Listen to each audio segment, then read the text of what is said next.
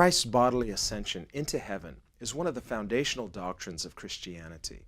It's important for us to realize not only that Jesus' resurrection was a physical bodily resurrection, but also that his ascension was a bodily ascension. Jesus did not spiritually ascend in some form or another. Rather, Luke writes in Acts chapter 1, verse 9, that the human being, Jesus Christ, was taken up.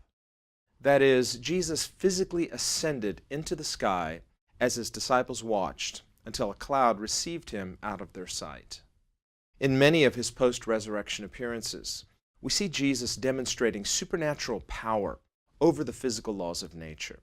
This really shouldn't surprise us because Jesus is God in human form. Even prior to his crucifixion and death, Jesus demonstrated supernatural signs and wonders such as no one else had ever done before. Here we are comforted by the resurrected humanity of Jesus. The risen Christ is not merely an exalted spirit. He is a risen, living, flesh and blood human being. Yet, as the resurrected Son of God, he exercises extraordinary powers over the physical laws of nature. Because Jesus lives, we too who believe in Jesus will live also forever.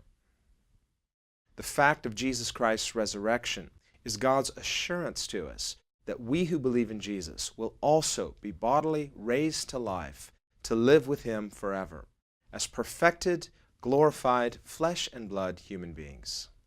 Luke writes that two men stood nearby in white apparel.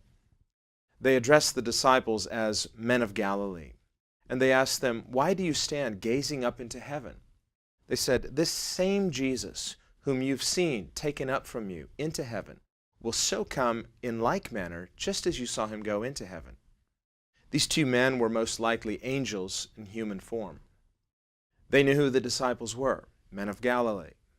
They also knew that this same Jesus who had bodily resurrected and ascended would return in the same manner that he had left. This is one of the great hopes of all Christians, the second coming of Jesus Christ. Just like these first century disciples, we here in the 21st century should live each day with an expectancy of Christ's return. Let's live with an anticipation that Jesus could come at any moment. Let's live as disciples who will give an accounting to our Lord when he returns.